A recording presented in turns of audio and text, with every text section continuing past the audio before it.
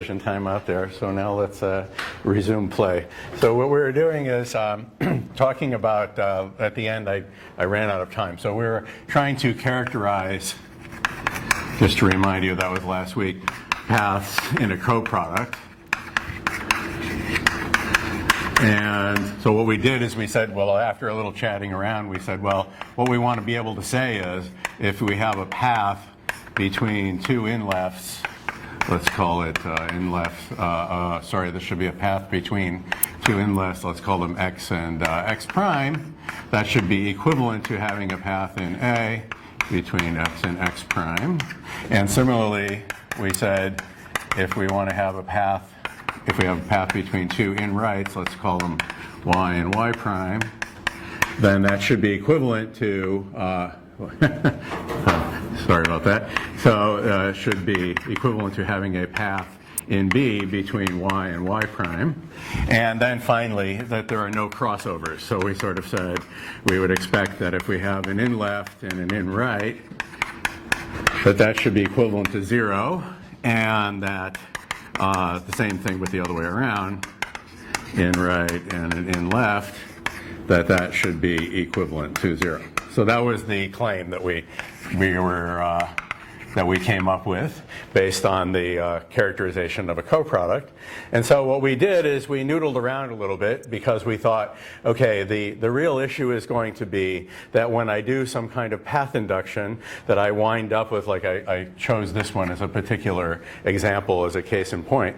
When I do some sort of path induction, the paths in question here are in left of x and in left of x prime. So what will happen is when you plug into the motive of path induction, those in-lefts will still be around, and you need some way to make them cancel. Now, the thing that I gave you for homework, which Favonia pointed out in real time was related, is simpler because there's a trick you can use there that will make this work. Okay, but in the sum case, I don't know of an analogous trick, and so we had to come up with something. So the idea that I proposed, and I'm sure there are many other ways to do it, but the idea that I proposed after working through those main ideas with us is what we should do is we reduce it to a subproblem. So what we do is we define a family F, okay, that satisfies the following definitional equalities. Okay, so we end up saying that F of in left of, just like we see over here, in left of x prime, I want that to be definitionally the same as id a x prime, and I want etc., and I want in right y prime to be definitionally the same as id b y prime, and I want f, this is going to be my motive of in left and in right, to be definitionally 0, and I want f of in right and this in left to be definitionally 0. That's what we set up.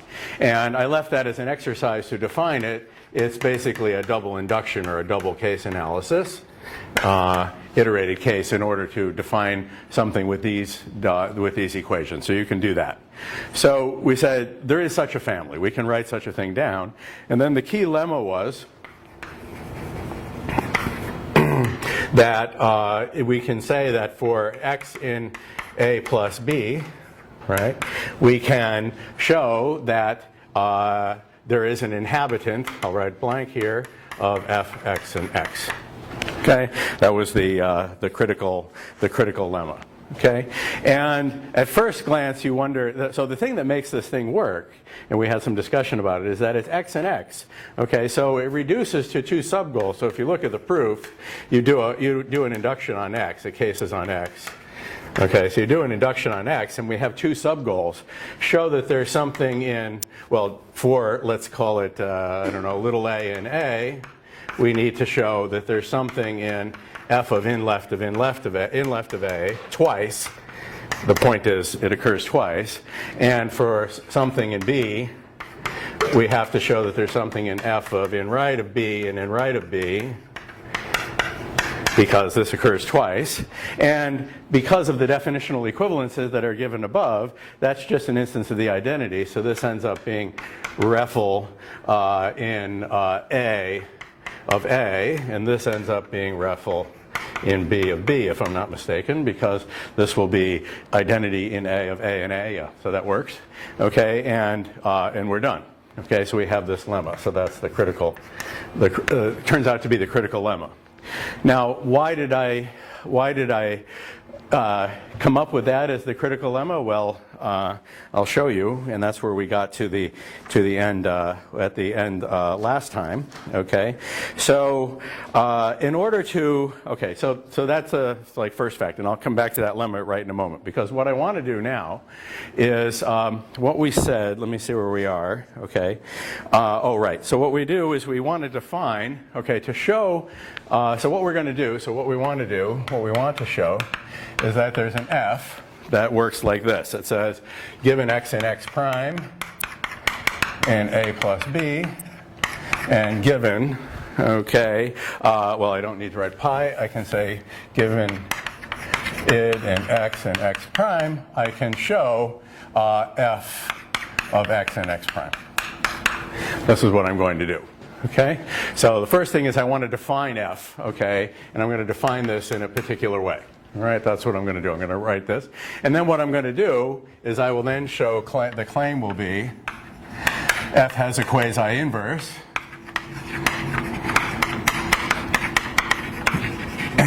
and is therefore an equivalence.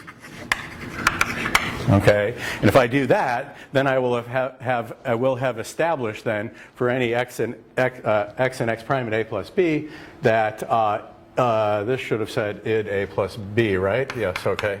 This should say id a plus b is equivalent to f of x and x prime, and then by the definition of what by the definition of f that I'd given before, that will give us the results that we want. Okay, because if we plug these things into f, that's what f was designed to do, then it gives us back the required relationships. Okay, so that's why. So the first thing, f is an equivalence, and then therefore we get the stuff that's on the left-hand board. So that's the plan. So here we have to give a g. So I have to define, excuse me, what f is. So I'm going to define f. And so f is going to be, lambda x prime. Going to work like that. Let's see, let me check what's going on. Oh, yes. And then we do this iterated case. And then we'll see where the lemma comes up. So we do a case on x, right? So now there are two possibilities on x. X is in a plus b. So it could be an a. All right, and what do I have to show here? I have to exhibit something. So A, let's write it. A is in A. Write it like that. And then I have to exhibit something, and what does the type of that have to be? It has to be, guess what? F of in left of A, in left of A, in left of A. Why? Because the motive for the case is F. Okay, that's what I'm going to do here. Oh no, yeah, well that's what needs to happen. Okay, sorry, the motive is not quite that. It depends on. I have to do one more thing. All right, sorry about that. That is true what I need here, but I need to leave a little more room. So what I do here now is I do a case x prime, okay, on x prime, and now it might be, let's call it a prime, which is also in A. Okay, and now at this point, if you work it out, this has to be f of in left of A and in left of A prime. So you can see where this, in left of A prime. So you can see where this is going, because that is... A plus B arrow though? I think you didn't take those... Somebody's speaking. What? Sorry? There's another argument, right? The ID A plus B... X. Yeah, the ID. Where did that go? What I wrote here was... Let me see what I wrote here. I'm going to do a J at this point. Yes, so when I get the second argument, I do a J. So I'm going to get here, okay? So here I'm going to do, where did I put the lambda p? Give me a moment. According to me, I put the lambda p here, okay? Okay, which is in id, okay, yes, id A plus B. And at this point, I know that I have in left of A, am I correct? In left of A prime. Obviously, this is going to have to go somewhere else. Okay, so we have in left of A and in left of A prime, yes. And now I want to do a J, okay. The motive is going to be F. Okay, so did I do this right? Yes. So the motive is going to be F, okay. And I'm going to do a path induction on P. And then what I'm going to do is get an x. Oh, I shouldn't have called it x. Let's call it z. Okay, and what does this have to be? It has to be f of zz. So this has to be f of z and z.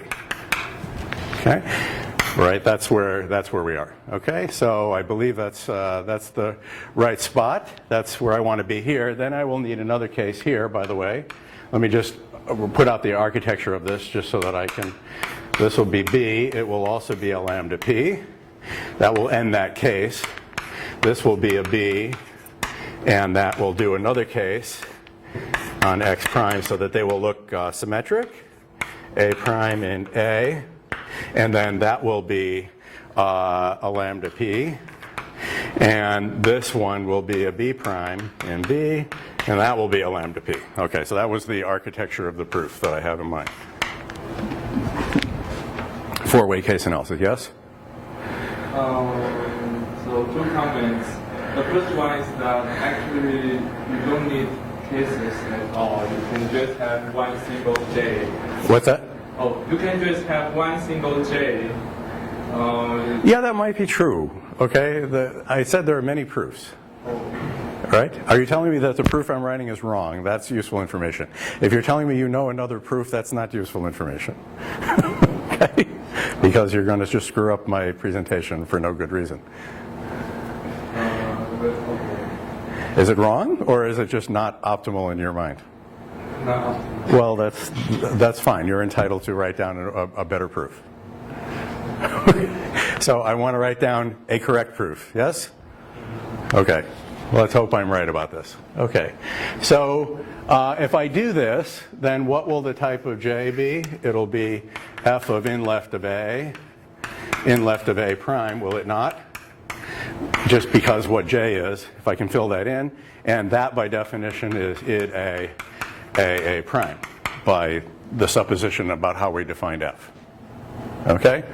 We agree, right? If I do a J with the motive being f, and I'm in this scenario, okay, because I'm defining a function from here to here, having done the two case analyses, so the x gets replaced by in left of A, the x prime gets replaced by in left of A prime, and that's what I did here, and I have to have a function whose type will be f of that same pair, which is here, which will be that.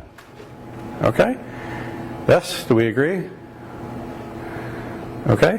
Does that make sense? Okay? So that's what we do there. And so how do I get something of f of zz? Well, it's L of z. Because this is my lemma. Let's call this guy L. Okay? And that will do it. Okay? And if you write out the other cases, which I will not do with you, it's exactly the same. In other words, well, it's analogous, right? You're going to have different primes and stuff, but you're going to have an in left of A and an in right of B prime, and then you're going to get over here. Oh, let's do that one case because that's an abortive case. So let's do that one. Okay, so let's say we have here. So this will be id A plus B, and then this will be symmetric. So let's do this one. So in this case, it'll be in left of A, in right of B prime. All right, and excuse me for that. I'm going to write down here. Okay, so what do I need to do? And I need to produce something. I'm going to do a J again of F on P. Okay, and I have a Z. And the idea will be that this will have type F of in left of A, in right of B prime, which is by definition 0. So I have to get something of type 0, and that question came up last time. So how am I going to get something of type 0? Well, I take in z here, and what I need to know is that given z in A plus B, what do I need here? I need something of type f of zz. Okay, how am I going to do that? So the point is I need to do, so what should I do? Tell me what I should do.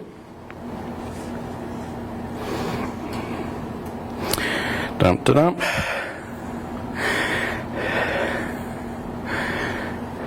Seems like P should be like an empty type, but we don't have that yet. That's like what we have. Right. So I'm just thinking right now what is going on here. Oh, I know what is wrong here. No, that's right. No, that's right. So I do that. So I want to be able, what I want to go here is an abort. Okay? I need to have, because I'm going to try to get something of type 0, so I need an abort. So what I need is an abort of something involving P. Right? That's the only possibility I can do here, right? Okay? Because f of ZZ. No, I take this back. No, I take this back. Look. Yes, I take this back. Yeah, all I need is L of Z here, right? Chris, did you say that? Yeah. All I need is an L. Yeah, it's hard to do at the board, okay? So all I need is an L of Z here. Because L of Z, the requirement is that this have type f of ZZ. Yeah, that's what I had in my notes. Okay, yep. So and in the lemma, I've proved in the lemma here by this induction, I can always get an f of ZZ. If I do that, then path induction just tells me magically that this is f of whatever you're doing the path induction on, which is f of in left of in right of B prime in this case, and that by definition is 0. Good, sorry. I confused myself, yeah. Because I saw the 0 and I said to myself, wait a minute, how am I going to do that? So now I know. And then these are symmetric. These are analogous, except they're swapped the other way, because this will be an in right and an in left, and this will be an in right and in right. But then just swap those around the other way, and then everything will work fine. Good. Yes. I think, like just by coproduct quality, all your branches are identical, right? Yeah, they are, yeah. So you can optimize the proof. So all I did was, I said to myself, when I write down the proofs, I'm trying to think of you, and I'm trying to write out, like, what is the most careful way to do it? Okay, yeah, probably this is a more optimal proof, because there's a more optimal way to do it, because every one of these branches is identical, so probably I can factor it out and not bother to do that, okay? So, I don't know, but that's not important for my purposes, right? We're not assessing the, computational complexity of the proof. We're just saying, is it a proof or not? That's what I'm concerned with right now. So that's a valid, I believe that's a valid proof. Okay? It should feel a little mysterious, right? Because until you're familiar with these things, I don't know how to say it. It's a little mysterious. And what I'm heading up to is to kind of explain as best I know how some of the mystery of J. Okay? But just by type checking, I believe, and Chris seemed to agree with me, that's good, I believe that everything I wrote down there is type correct. So I have such an F. Now I have to show it has a quasi-inverse, okay? Because I haven't finished yet, okay? I just defined F, okay? So F has this characteristic that from id x and x prime, it gives me an fxx prime, okay? So now I want to define G, so I'm going to define quasi-inverse, and G is going to go the other direction, right? It's going to be, for every x and x prime, it's going to go in the other direction. So A plus B, I'm going to go from fxx, fx prime, to id A plus B, x prime. Can everyone read that in the corner? Is that good? Yeah, okay. Okay, so we want to define that. So how do we do this? Okay, we have to do this. Well, here we're going to do the same. We're going to have lambda x prime. Now let me check my notes so that I can do this. Okay, good. And we're going to have z, which is in f of xx prime. Okay, and now what's what I want to do? So what I want to do is I want to get something now in id A plus B. This is where we're heading, xx prime. So again, what we're going to do, as you might expect, I didn't write out the code, but we're going to do cases on x and x prime, and I'll just outline it for you here. So what I have in here is we get these 4 subcases. That z given in f of in left of x and in left of x prime. All right, we want to prove that something is in id A plus B in left of x and in left of x prime. Okay, and what would that something be? Well, what that something would be depends on the definitional equality for f. This is definitionally equal to id A xx prime by the second board over there. And so to go from here to here, we know how to do that. That's just the functorial action of in left on z. I write it like that. Okay? So then there's another case, which is z with f of in left of x and in right of y prime, let's call it, okay, to make it look like that. So that's a case we're going to have, and in right and in left. Okay, this is where I need the abort, okay? And then from there, I'm going to have to get something, okay. I knew when I had a 0 around that I was going to need an abort, and now I remember where it is. So this is x, and this is in right here of y prime, which this guy is definitionally equal to 0. So the inhabitant here is just going to be an abort of z, suitably decorated. And then the other two cases plus two symmetric cases. Okay? So the two symmetric cases are, just switch them the other way around. That's in order to define G. Then I have to provide the alpha and the beta, okay, which I'll get. Okay, so that's the definition. You could write that out as a formal type theoretic term, okay? So I knew I needed an abort somewhere, and I was one step ahead of myself. That's why I hesitated earlier. Okay, so the point is that when going backward, this becomes 0, and so you can get into anything you want, okay, provided you've got something of type 0 by aborting. And in the other cases, f becomes an identity, and then you just do the functorial action of in left or in right accordingly. Okay? Okay, now I have to show I have quasi-inverses, and I'm going to write this down. So we'll leave this. I'll erase that. You can recover that from what's on the next board. Okay, so now, to finish up, it suffices to show the following things. We have an alpha, which goes from x and x prime and a plus b, right?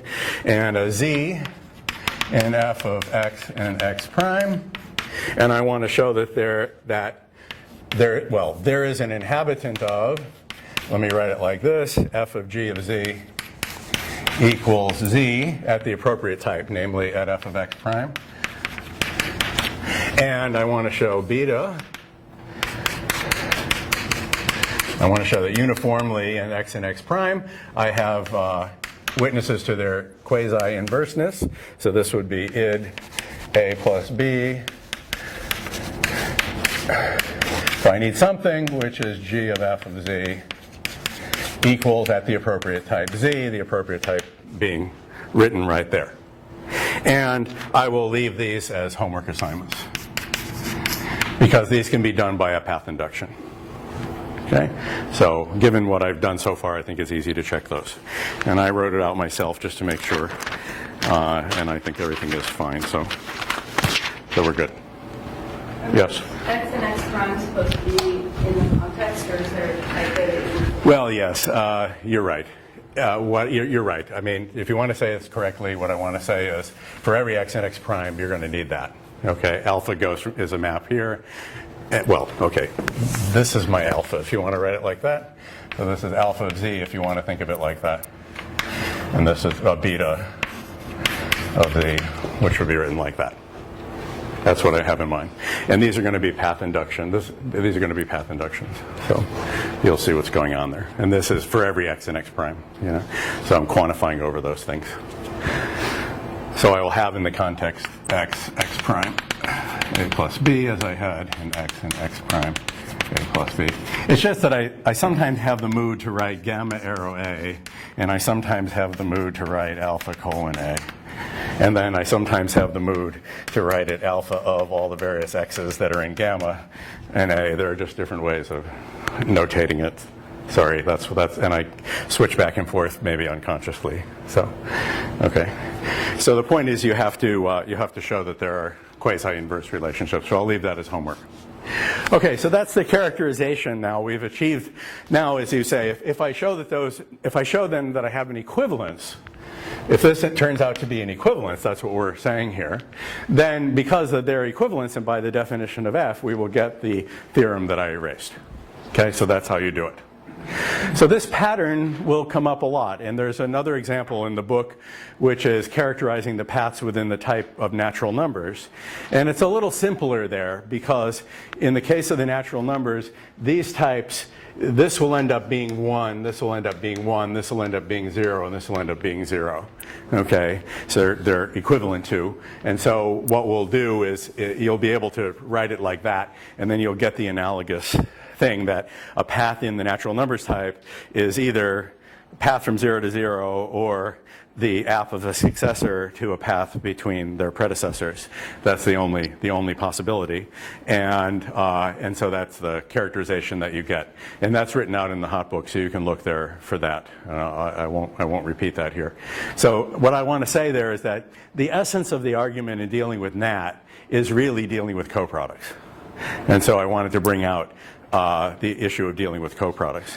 And the essence of dealing with coproducts, okay, is, oh, and by the way, the other thing that I would put for homework here is, another homework is characterize appropriately 0, paths in 0, ID 0.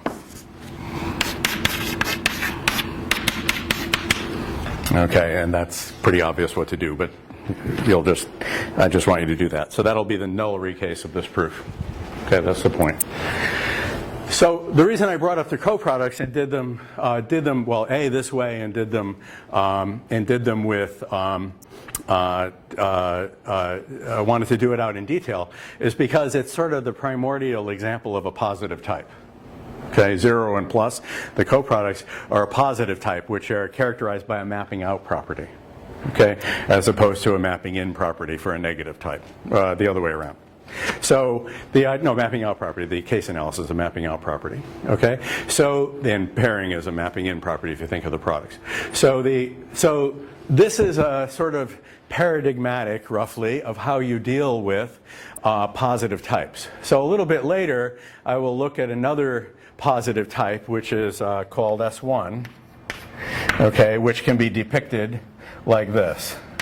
It has the little self loop always like here, but it's called the circle. Okay, where I have a designated point along the circle and I have a loop. This is the circle itself, and of course there's always a self loop. And we're going to talk about the path structure of S1. And what should the path structure of S1, what could it possibly be, if you just think about it for a moment? Well, just by eyeballing it, this is one of the only ones you can eyeball. By eyeballing, you can think, well, what can I do? I can go around and around as much as I like, but everything's reversible. So whenever I want, I can go around and I can go back just for the hell of it, and then go around a few more times, and then go back a few more times, and go around again a few more times, until I really get sick and tired of this. And every once in a while I can throw in a little reflexivity by going nowhere, okay? But I can just keep doing that, all right?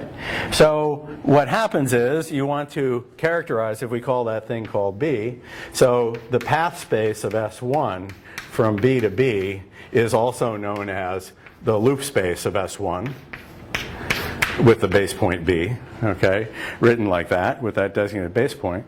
And then I gave you an informal argument that that's going to be equivalent to Z, which is the winding number. So we're going to do a proof of that later, and it's going to look a lot like this. Okay?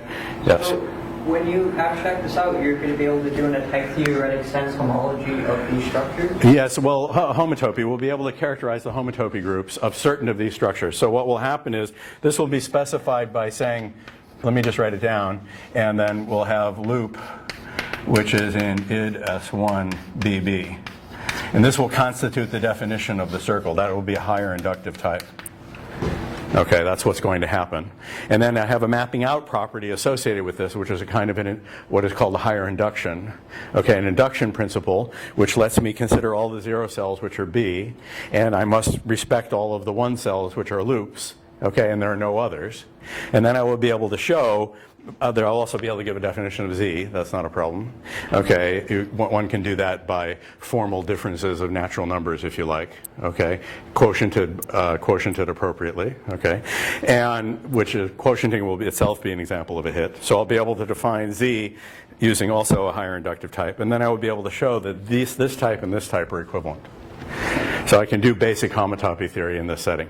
And it's completely abstract in the sense that I don't require, I'm not really relying on anything being a topological space. I'm just relying on there existing certain path structure and thinking in terms of an abstract notion of path. So it's an example of what is called synthetic homotopy theory. So that's what we're doing, what we will be doing. Could you keep the same group theoretic structure on the topological space that you're essentially categorizing? I mean, when you do this, right, you're sort of... So there'll be a model of homotopy type theory in, for example, category of CW complexes or in category of simplicial sets, so that you can recover like standard topological notions as special cases. But this is an abstract formulation of it that is sort of doesn't commit to any particular interpretation. And so that's the idea, by abstracting out the idea of the path structure, which is in the identity type. So this approach is called synthetic homotopy theory, and it's to be distinguished from what you would see in any textbook, which we would call in a retronym analytic homotopy theory, because the analytic approach usually relies on classically, in the very beginnings, you're working with topological spaces and you define paths by taking pieces of Euclidean space and you take spheres and stuff to be Euclidean objects. Well, we don't need to do that, okay? We don't need to code them up. It's sort of the difference between Euclidean geometry and analytic geometry and Cartesian geometry. We, rather than rely on analysis to do things or topological properties, we do something based on an abstract notion of what is a path and what is a space. So that's how this will go. But I'm just giving you a sketch. So later we'll come back to this in more detail, so if you don't mind, is that okay? Yeah. Yeah, okay. I mean, I'm glad for your questions, but I want to, I'll get there. Yeah, it's just startling, this contrast. Yeah. So you'll see how it does at the bottom. Right? Yeah, you'll see how it all works out. Okay, so that's the idea. The proofs in this setting, what's really nice about this is that the proofs that I'll give are fully mechanizable, and they're much shorter and cleaner than textbook proofs. So it's a complete win on the domain in which we have managed to achieve the same results. So a bunch of the same results, classical or traditional or well-known results have been replicated in this setting, and they invariably have cleaner and simpler and more direct proofs, which is very nice. What we have not done, as far as I know, is solved open problems using this. So it would be nice to be able to say that, but maybe one day we will, I don't know. But we can at least say that we're able to do better proofs, and moreover, they're mechanized. So the reason I want to emphasize that is because the sort of, subtext of any discussion about mechanized reasoning is always this idea that, oh my God, yes, if you could only stand to do it, because it would be so detailed. But see, that isn't true. So if I were trying to do mechanization of analytic homotopy theory, then I would be in a horrendous mess. I'd have to start out with what is a real number. Okay, I mean, it would be terrible. I would say a topological space is a four-tuple consisting of a da-da-da. And, and if 10 years later I might get to S1, okay? But by working synthetically, then I don't have to do any of that. So in our libraries, there is nowhere any of those definitions I just cited. Those don't exist for purposes of proving this kind of theorem. All I need to do is present S1, I need to present Z, as I mentioned, by formal differences or something, and then you can carry out this argument. I'll do that later. But the essential ingredients of this argument that I mentioned are already on the board. Okay, because this is a positive type. I'm specifying it by these generators, like the way I specify here with in left and in right. Well, here is B in loop. It's a little more complicated, that I freely admit, but the essence of the idea is the same.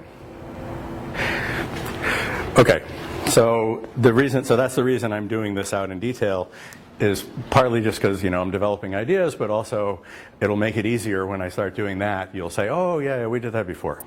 So then it'll be more straightforward. Okay, so good. So I want to do one more thing preliminarily to saying something about why J works. I have to laugh on that because, to be honest, I don't really know, but I sort of know, but I sort of don't. So I'll get to that in a moment. All right. So before I do that, I have to do one other thing.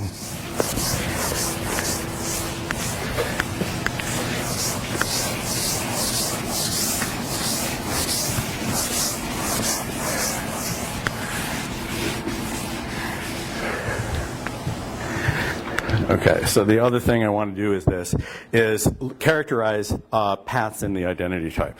Okay, so this is what I want to do. Okay, so now we're characterizing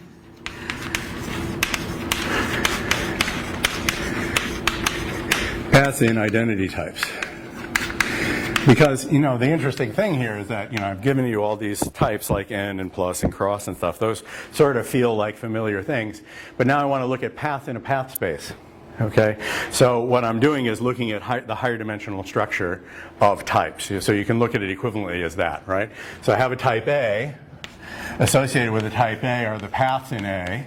But that itself is a type, so I can associate with that the type of paths in A. Of course, I would have to specify endpoints here, but I'm just giving you a sketch, and I can do that to infinity.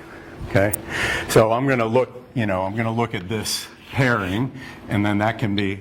I'm not going to be able to say very much, is the point I'm going to say, but this pairing will then transpose just by putting in enough iterated identities, and the same argument will work. Okay, that's the general plan. Okay, so the first thing that I want to say is we cannot say much. I think I mentioned this before. Okay, because it includes as a special case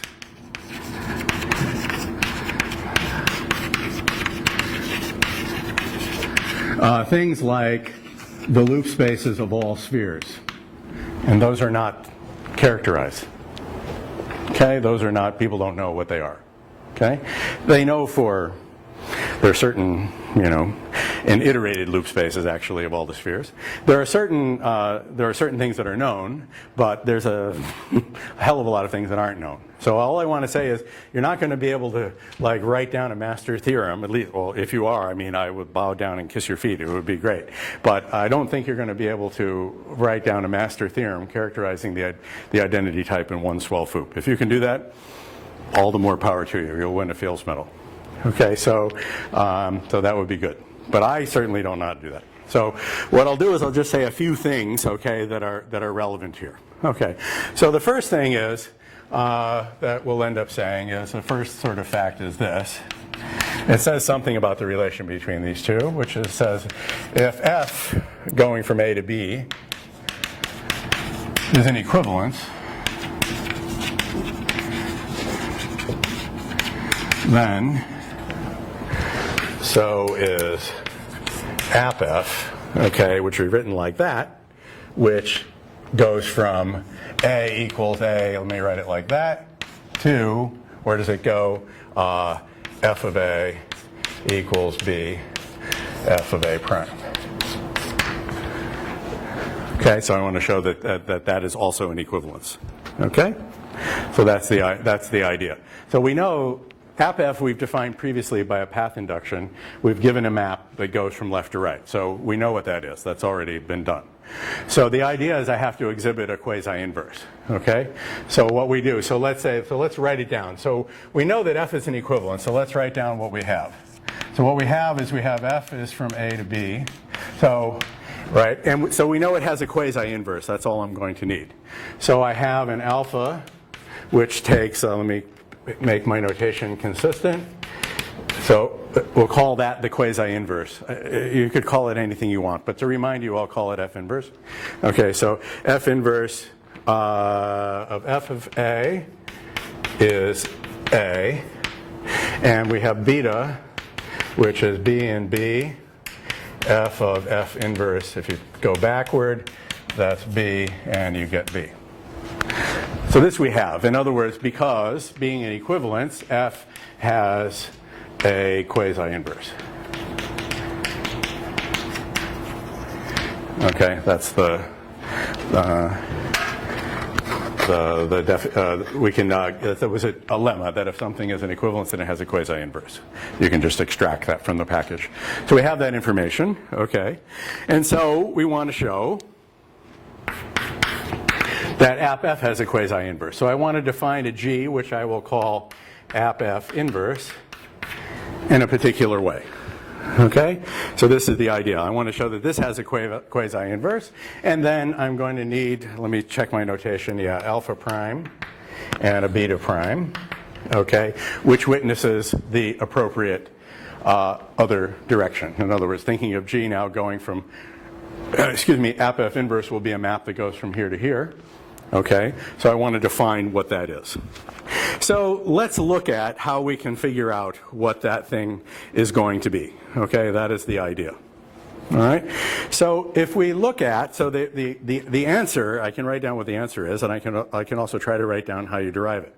So the idea is you might guess it's going to be something to do with app of F inverse. Because I've got an F inverse around, this should have been written F inverse, right? Okay, sorry about that. All right. And it goes from B to A. Well, we have F, so this should have been F inverse goes from B to A. I have a nasty habit of doing that. Okay, sorry. So we have that. That guy's around. So we're going to do app of F inverse, okay? And what is F inverse? Let's just check, just so we know. Let's write down what is the type of app of F inverse. So we have this thing which goes from B to A. So what it does is it takes proofs of equations in B. So in general, for any B, it says if you tell me B is equal to B prime, then what that thing does, it turns it into F inverse of B, a proof that it is equal to that. I'm just reminding you of the type here, okay? And what I need is, so this is what I have, okay? And what I need is something that goes from, in particular, F of A equals B, F of A prime, to A equals A prime. So you can see where we can think of, take this as my B, that's fine, so I'll put F of A and F of A prime here, but I need to do something to mediate between these two things. So, in other words, so this is what I need, okay? So we know that if I take some path Q in here, then what do I know? That app of F inverse applied to Q, right, like that, will be a proof that F inverse of F of A is equal in A to F inverse of F of A prime. Correct? Okay, so we know that. Okay, so we do that. So we're on our way to defining this thing. And then all we have to worry about is, what is the relationship here? Well, what do we know here? That if we write the arrows in properly, okay, so what will happen is, I have this proof of equivalence, and then I'm going to have a proof of equivalence here, which is going to be given by the alpha. That says alpha inverse alpha of A. So that will be, if I'm not mistaken, alpha inverse of A. And this one will be beta, what do I have written down here? Somebody's grumbling. It's alpha again, right? Alpha here? No, it's alpha over here. Yeah, it's alpha over here. So let me write it. Yes, it is alpha over here. It's alpha of A prime. Yeah. A prime. It's just alpha. Symmetry, right? You have to. Oh, it depends on how I define. Alpha takes an argument. Okay. We agree? Alpha takes an argument. Okay. So I have alpha of A tells me this is equal to that. Alpha inverse of A says that this is equal to that. So if I then string these together, okay, then what I can do is I can define this guy to be, you first do alpha inverse of A, then you do app of F inverse, and then you do alpha of A prime. You do alpha inverse of A, the thing I get from app, alpha of A prime. It's a little confusing because by alpha inverse, you don't mean the inverse of like taking such an equality and producing it. Right? Let me write it as alpha of A inverse. Okay. In other words, this is the symmetry action. I'm sorry, I should have written it like that. This is the symmetry action on the path. That is, let me write it like that. Okay. In other words, alpha of A is a path from here to here. But because of a groupoid structure, I can invert it. Okay, so that's what I meant. Okay, so I invert that, and now I have a path by concatenation. I go up here, over here, that's given by app F inverse of Q, and then down here because that goes in the forward direction. And that's how you get that equation. Okay, all right, so that's what you have to do there. All right, and now what do I have to do for alpha prime? Okay, so what I need is for every P in A equals A prime, right? I need to know, well, guess what? That alpha, so defined, AppF inverse of AppF of P is equal to P. And where would that be in A equals A prime? If you think this starts to get hairy, wait till you see what I do shortly. And then I do this. I said for every Q in F of A equals in B F of A prime, I want to show that AppF of AppF inverse of Q equals Q, and again in the appropriate type, which is F of A equals B F of A prime. Okay, you have to keep track of those sort of abstract types. Okay, so that's the idea.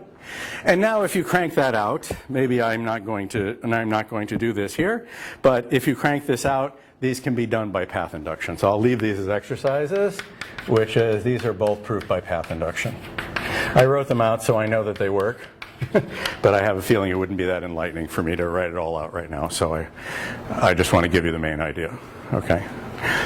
Because anybody's eyes glaze over after the guy stands up there scribbling on the board for too long, then nobody knows what's going on. So I have to do that. Okay, yeah, so I wrote that all out, and it works nicely, so you should do that.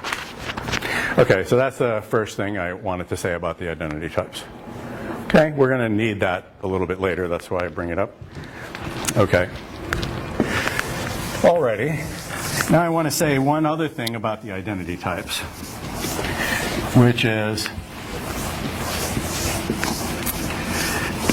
you could think of it as inspired by the categorical perspective on what is going on here. If you think of these things in terms of identity types. So the idea is that what I want to say now is identity types correspond to HOMs in an infinity one category. Okay, that's the idea.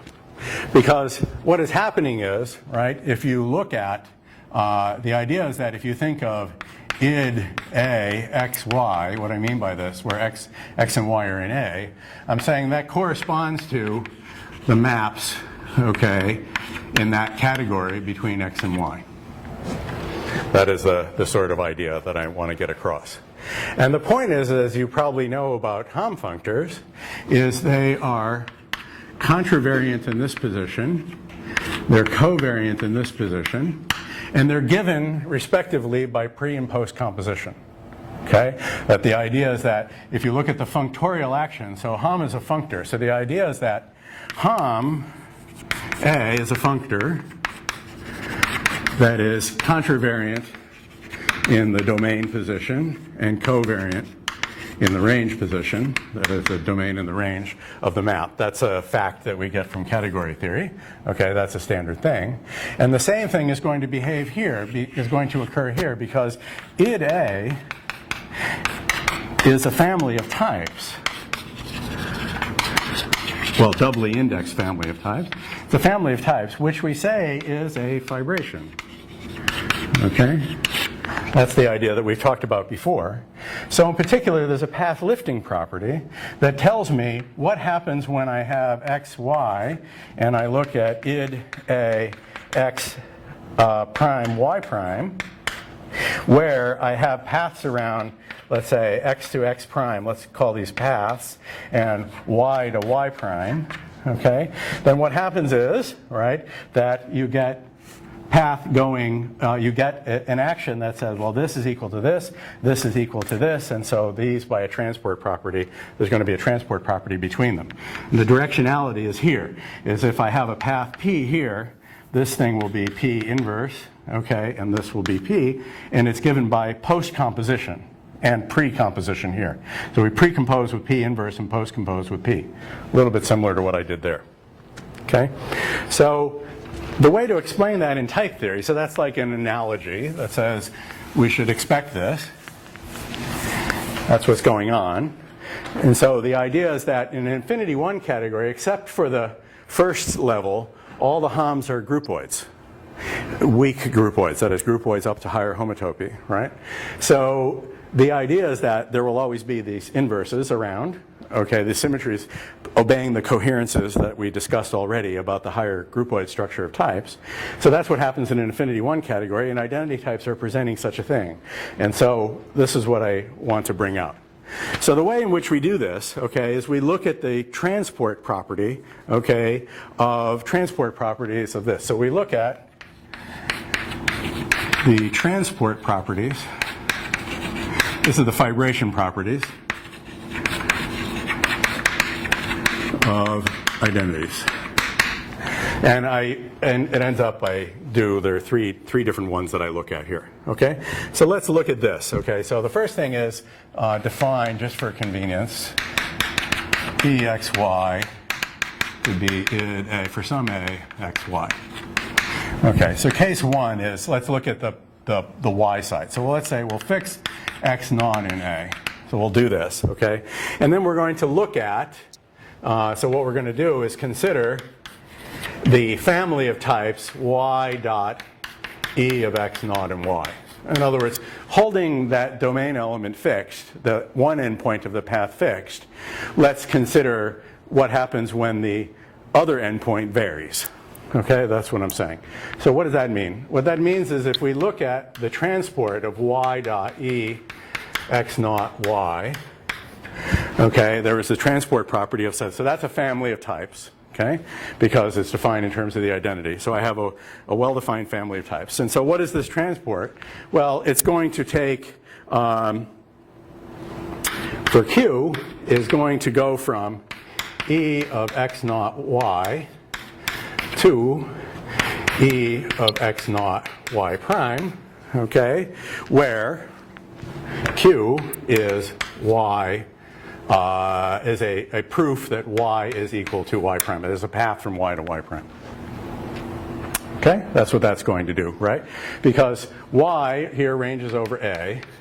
So if I take a path in A, okay, a path in A between Y and Y prime, then what transport does is it takes you from the family, the fibration on the left, to the fibration on the right. This is the lifting property. If we think of this, if from the transport you can define the total space of the fibration, and then you can define in a simple way what the lifting is, which is the pairing that we discussed before in a sigma type.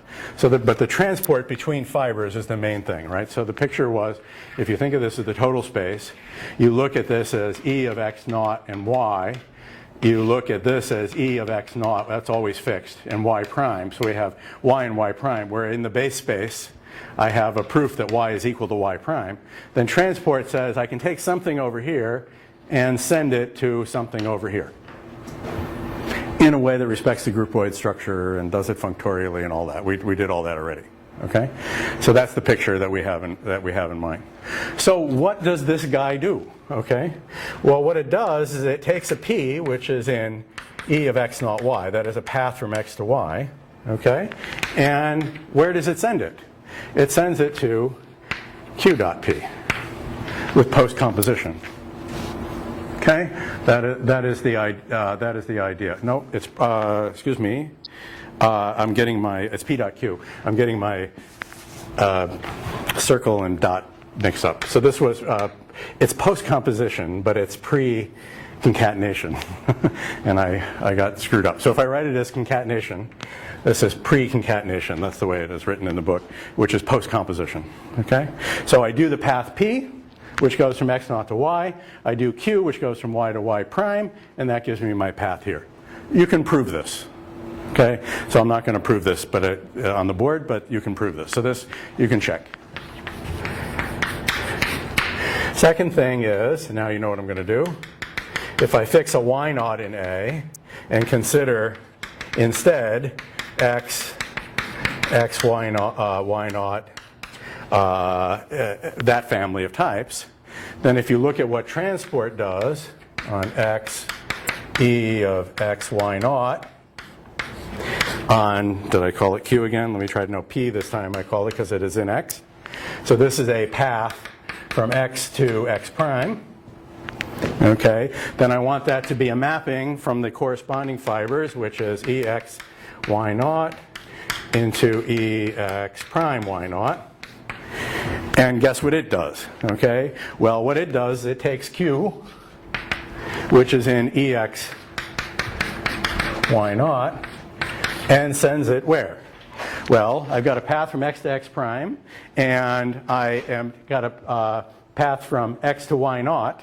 So what I can do is I can do q dot p, which if it were written in function composition would be pre-composition, okay? But it's written like that, okay? Which like that. Oh, no, I'm sorry, I got it wrong. No, let me look here. Did I get it wrong? Oh, I have here, no, since q to p inverse q is what I have written down here. That's another way of writing it. Because up to homotopy, that's q inverse p. Okay, and then finally, right, okay, so I need that. That was what I was saying before about p inverse, okay? So that's what we do there. That's the picture I have there. And now, and then this is a useful thing, and then that will set me up for talking about J. And now we finally have one more thing, which is let's look at for P and x equal x prime, and Q and E of XX, let's look at what transport does. Transport of x, E of XX, okay, on P is, and you're going to be able to prove this again for homework, what does it do? Is it sends Q to the combination Q inverse P Q, just by combining those two previous facts. And that's really the picture that I drew before, over on the left-hand side. Q inverse across and Q. That's what we're doing here. Okay, good. So these can all be checked. So you can check these. This is a simple path induction. You can check, and you can check, and make this as the case. But my main point is identities behave like HOMs, and the usual Cohen contravariance is kind of masked by virtue of the infinity groupoid structure. Okay? And they exhibit, we've said this before, but I'll say it again, they exhibit this infinity groupoid structure. So I'm using both of these facts here because that's why I can turn this guy around. That's why I didn't have to say, suppose P goes from x prime to x, and then do something fooling around, which is what I got screwed up with here. I can just say, oh, well, it's going in an inconvenient direction. Just reverse it. Okay, and then I do the positive concatenation. So in some sense, the contravariance of identity is obscured or obliterated, whatever word you would like to say, ameliorated, I don't know, by the groupoid structure. The fact that you have this higher groupoid structure. Yep. What are the types in that path concatenation that you gave? Yeah. Q inverse is from x to x. I just don't understand exactly how that's well typed. Okay. Well, so what I have here, according to me, let me just copy down my notes rather than try to recreate it. So what I have here is x equals x prime, and this is x equals a. Oh no, that's the wrong spot. No, I didn't write it. Oh, sorry, no, I didn't write it down in my notes. We can try to recreate it. Let's see. So what should this be? So P is x to x prime. So this has to be a map from where E. What do I want to do? I want to look at the left endpoint, so that's EXX. And I want the right endpoint to be EX prime x prime, yes? Is that correct? So this is in, just tell me when I'm wrong. This is EXX. And I think you want to reverse the role of P and Q, right?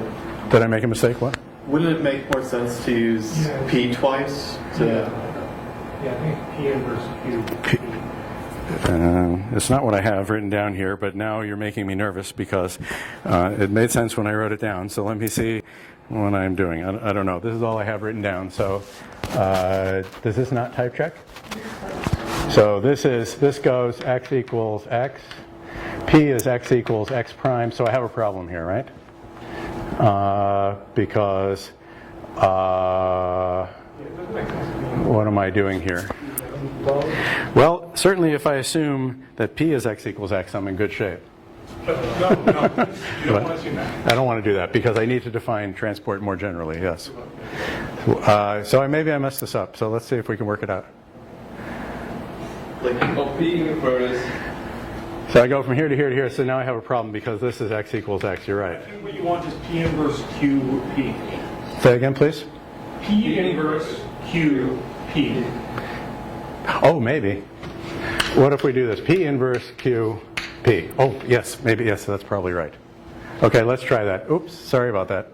Let's try it. So P inverse means it goes x prime equals x. Q is x equals x. We've agreed with that, right? And this is x equals x prime, and so the whole thing is x equals x prime. Ah. X prime.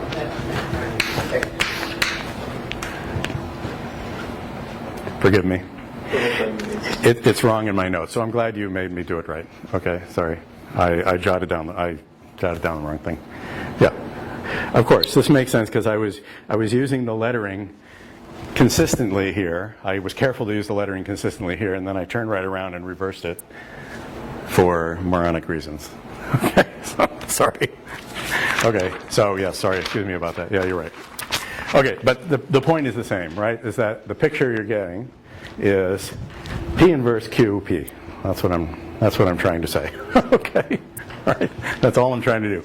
Okay, so all right. So we're good. Okay, so that's pretty much all I'm going to say in general right now about identity types.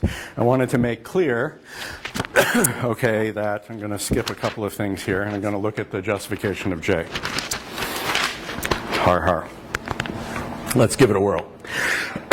Okay. All right, so that's what I want to say about the identity types right now. Maybe that was obvious to you beforehand. As soon as you recognize that the identity types are the internal HOM. So what we're doing is, normally, for those of you like proof theoretic point of view, normally the HOM is thought of as a judgmental notion. Right? You have the notion of a map between objects, and the collection of maps between objects in some way doesn't necessarily form an object of that category. Okay? So it's a kind of a judgmental notion that you can say F being in here is usually written F goes from X to Y, something like that. And here what we're saying is this is internalized as a particular type. Okay, it's an object of the category. Okay, so that's in essence what is being said here. Okay, so the identity type is getting those higher HOMs. Okay, that's what's going on, is that it's internalizing, and then this is a type of the theory that I'm talking about. So in other words, it itself can participate in maps and be in the domain or the codomain or whatever, as we've done here. We've exploited the fact that the identity type is a type, and we can talk about a map between identity types. Okay, so if I were trying to do that with HOMs, if I'm working with ordinary conventional category theory, I would be working in the category of sets, because normally you say, whatever my category A is, the HOM is going to be a set. That's the typical starting point when people do basic category theory.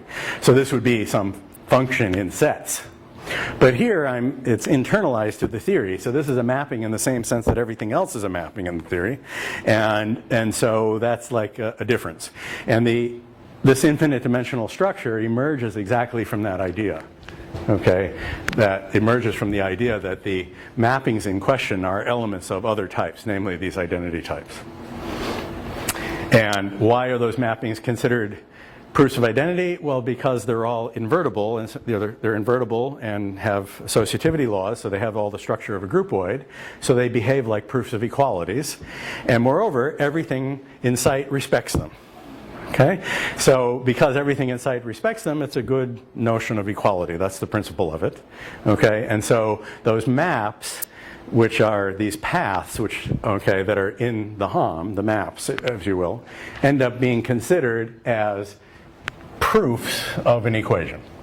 So the expression of that is the J rule. So let's recall the identity elim. We've used it a lot, but I now want to look at it as a thing in itself. So let's look at the identity elimination rule. We've used it a lot, so it'll be familiar to you. Okay? So it says in any context, if I have a proof P of id A, M, and N, all right, and I have a motive which says for any x in A, F is in U. So that's in some universe of types. Okay? So this is saying F is a type, you'll recall. And if I know uniformly in X that I have an element, I call it Q, an element of fxx and refl of x. Yeah, so this isn't right. This should say, I was jumping to here. This should say x, y, and this should say z, which is in a path between x and y. That's the motive. That's the full motive. Earlier in this lecture, I didn't. The f in question didn't need to consider the z, so I just suppressed it. It was only concerned with the endpoints. But the more general rule is you're concerned with the endpoints and the path between them.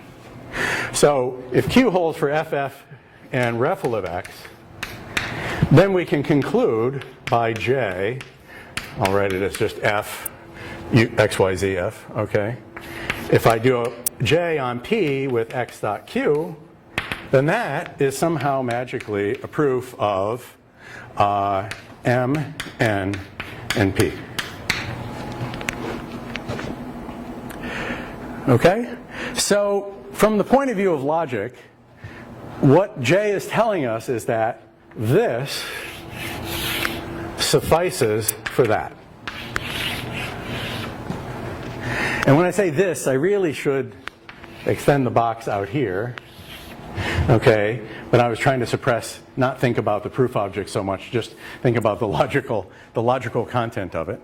This holding uniformly in X by virtue of Q is enough for this to hold for any M, N, and P. Okay, from a logical point of view, this is what is being said, right?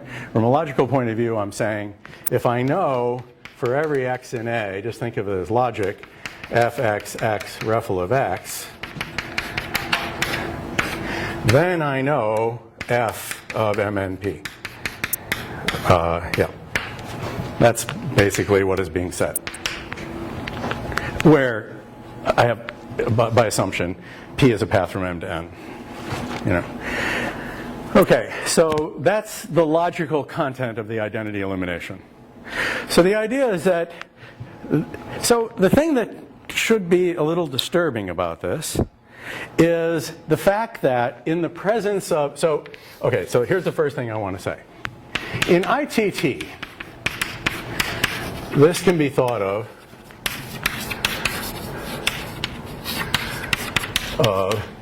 as an induction principle.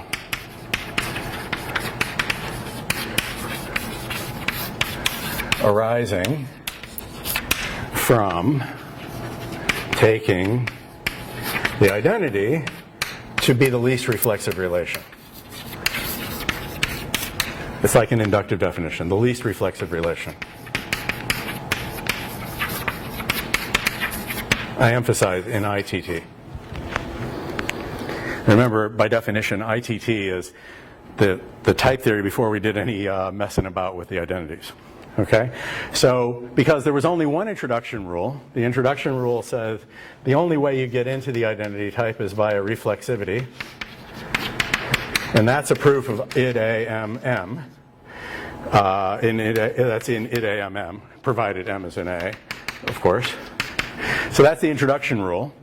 And you say that's the only introduction rule. So if you've got some J random path P here between M and N, it can only be that M and N are identical and P is reflexivity. So obviously, if I can prove it, regardless of what M is, that F holds in that scenario, I'm good.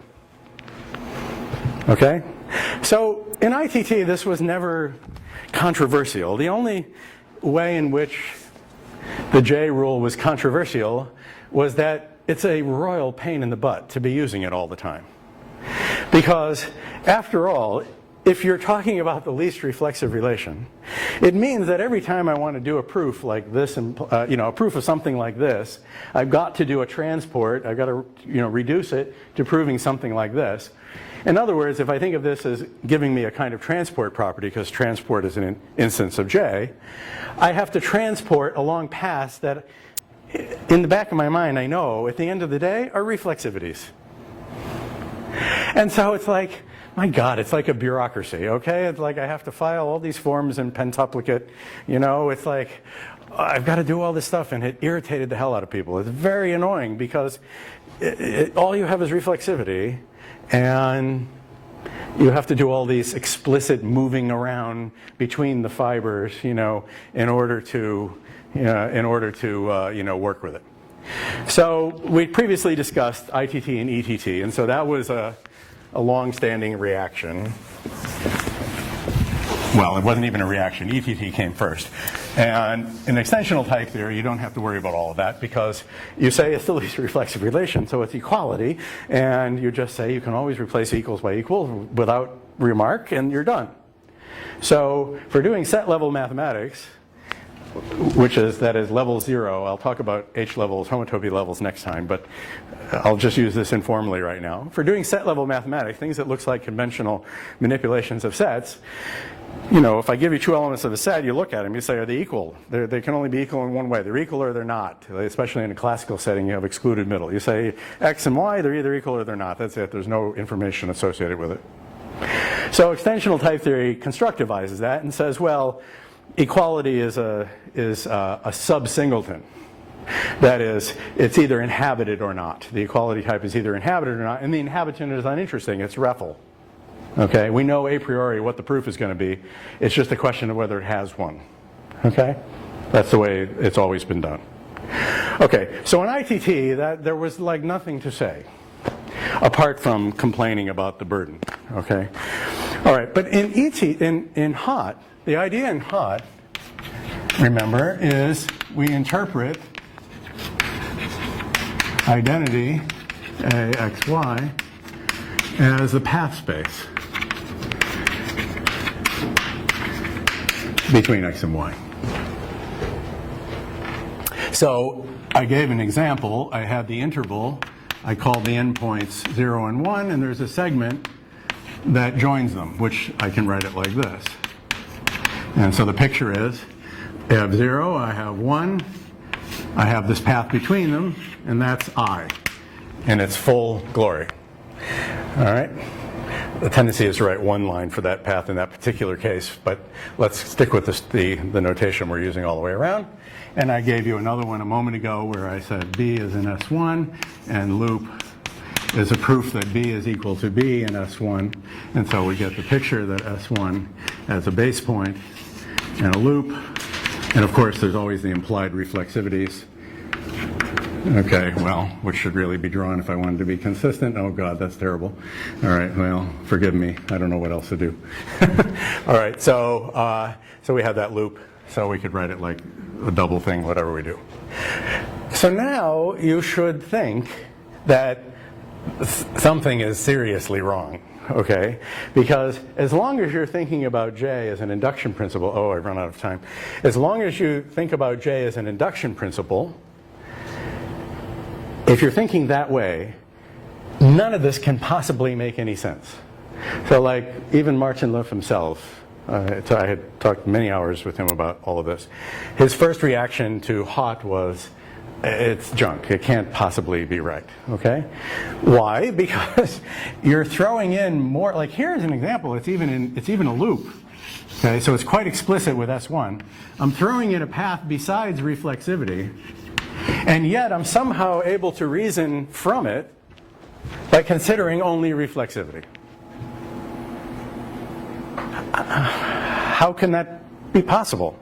If it's an inductive definition, so the answer is going to be, you can't interpret it as an inductively defined type. IDMN cannot be interpreted as inductively defined type anymore. But if it were, obviously something is completely cockamamie because I'm doing a proof for REFL, but there's another loop called loop over there. And what would possibly justify concluding something about loop when I know only something about REFL? So that should be puzzling to you, okay, I hope. All right? So what I want to do is I want to say, I think it is puzzling, but I want to say that there's a way to read this differently, not as an induction principle in Hott, which justifies it. And what I'm going to do is I'm going to exploit the path structure in the product type, actually the sigma type, because I'm going to think of this as I'm going to think of F as fibered over the total space. Sigma x in A, sigma y in A, sigma z in id A x y, U. Okay? So I'm going to think of it, I'm going to look at the total space. So I'm thinking of F as being indexed over the big sigma of all of those things. Okay? And then what I'm going to do is I'm going to say, what justifies this is this arrow says, I'm going to show you that there are two things. One, there's a path from XX REFL to MNP. That's the first thing I'm going to say. There exists a path like this in the appropriate type. And two, F respects paths.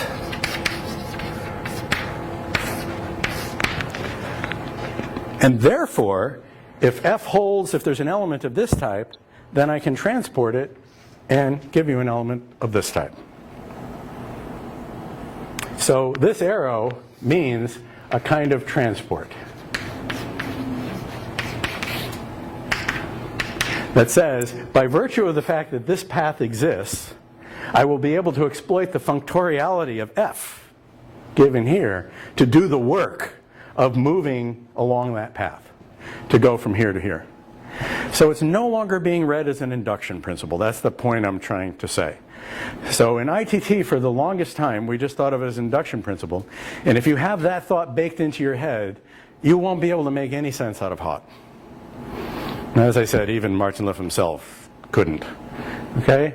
But then Dan and I explained it to him. He was like, that makes sense. so I know that we can at least explain it in a way that he's happy with.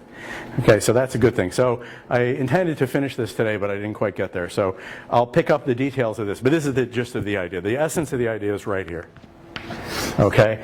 So you might want to think about that. See if you can cook up a path in the appropriate space. The appropriate space is that big sigma. So let me just write sigma.